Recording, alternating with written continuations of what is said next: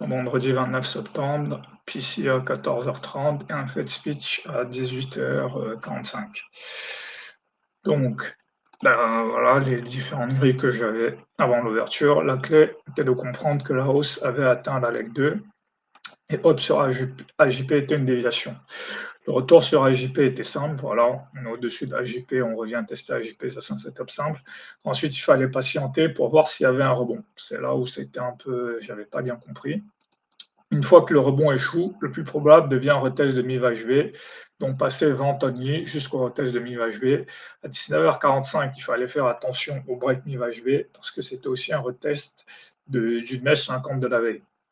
Une fois que le Mourou échoue, il fallait flipper à tout V pour trader le. Fallait changer de vendeur à acheteur pour jouer le micro-range en fait. Parce que le plus probable, c'est un retest de RH50. Ici, ça se fait en deux temps. Donc, les deux grilles qu'il fallait avoir ici, c'était option AJP, open best, test AJP, puis open sur AJP, break BAJP, test MIUHV. Et donc, la grosse erreur, en fait, j'ai fait une erreur principale ici, c'est que je ne maîtrisais pas bien ce contexte, en fait. Sur le test AJP, je ne suis pas patient sur le rebond qui doit se manifester par une clôture au-dessus de RH50 ou plusieurs vertes ou un double bottom. Je FOMO sur le rebond. Sur le break, je ne sais pas déterminer si le prix va tester CJP, MIVHB, BJP, donc mes entrées sont approximatives. CJP, très faible proba sur des open best, c'est un signal de RHB.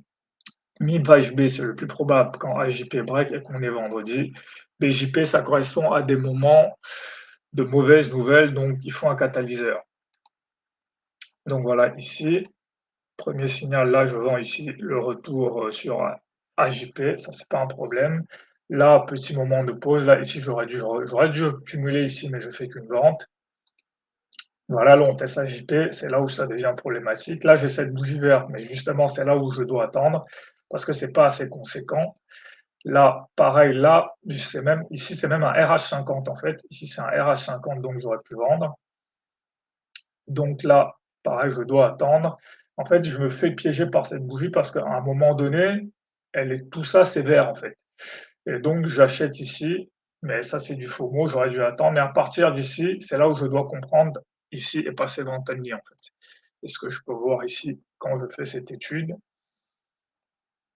Donc, sur AJP, soit il y a une clôture au-dessus de RH50, c'est ce que je peux voir ici, soit avalement d'un Mourou, c'est la même chose ici, soit un double bottom, je peux le voir ici, je peux le voir ici, je peux le voir ici.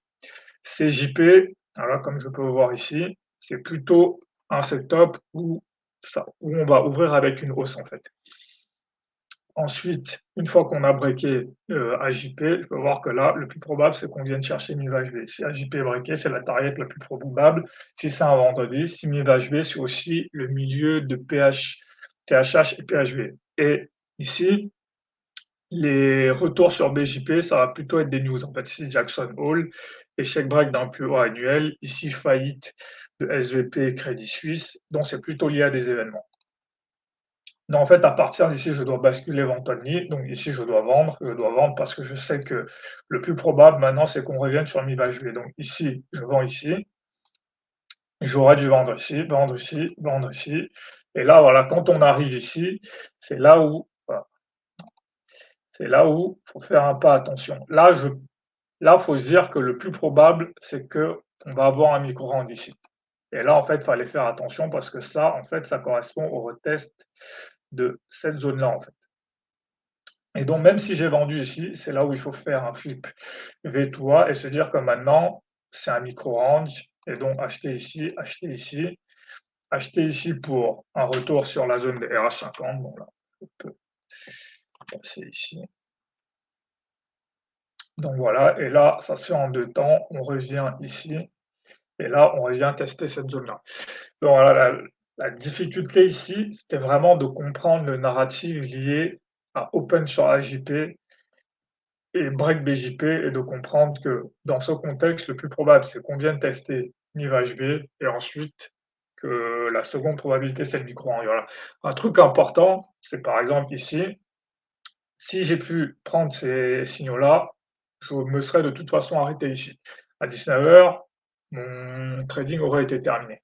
Donc ça aussi, c'est important de se dire que là, j'aurais même pas eu besoin de trader ça, mais je peux aussi le trader.